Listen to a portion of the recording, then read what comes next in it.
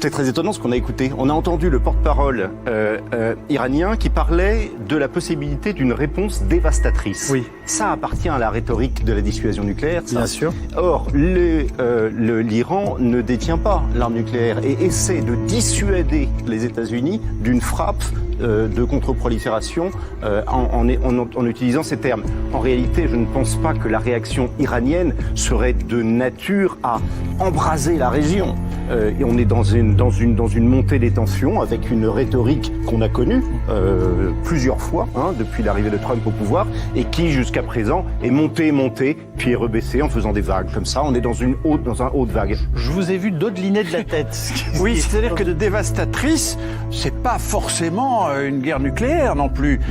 L'Iran peut répondre à une attaque comme celle-là d'une manière dévastatrice sans armes nucléaires, c'est-à-dire ils peuvent bloquer le détroit d'Ormuz, ils peuvent bombarder copieusement l'autre côté du Golfe et tous les sites pétroliers d'Arabie Saoudite, du Koweït, des Émirats Arabes Unis, sans que ça soit nucléaire. Donc je pense qu'il y a un risque, franchement, d'escalade très forte. Ouais. Et voilà, même si ça n'est pas nucléaire. Ce que vous décrivez, ça s'appelle une escalade militaire. Oui, c'est une escalade, mais c'est une... Oui, j'entends bien. Bon, s'il y a une attaque, il y aura une réponse.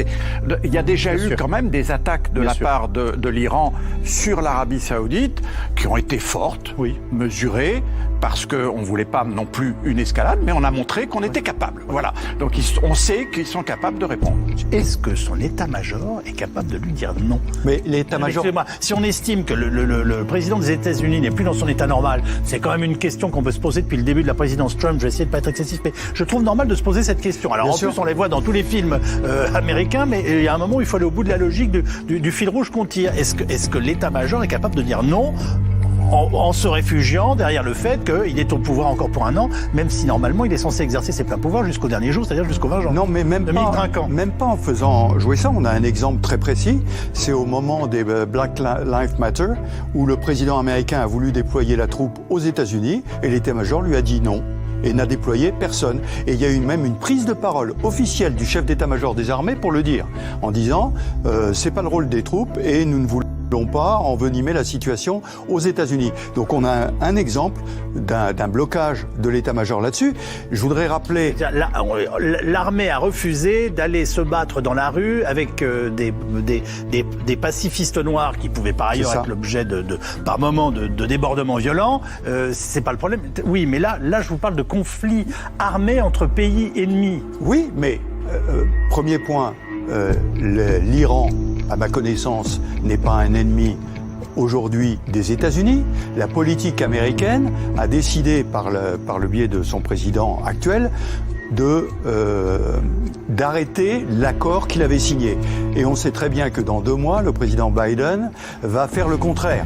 Donc, si vous voulez, l'armée est en bon droit de dire on ne va pas aller à l'escalade, comme vous dites, à l'escalade sur un sujet qui va être remis sur la table dans 1 mois et demi. C'est pas possible. Vis-à-vis de l'Iran, en tout cas, ce que nous a montré Trump depuis qu'il est au pouvoir, c'est une certaine réserve dans l'escalade. Pas faux. C'est-à-dire qu'il l'a montré que ce n'était pas un homme de guerre, à la différence peut-être d'un certain nombre de ses conseillers, je parle de John Bolton en particulier, qui aurait été plutôt plus aventuriste sur une option militaire. Or, il sait faire marche arrière juste avant que ça puisse s'envenimer. Vous êtes en train de me dire que c'est une grande gueule.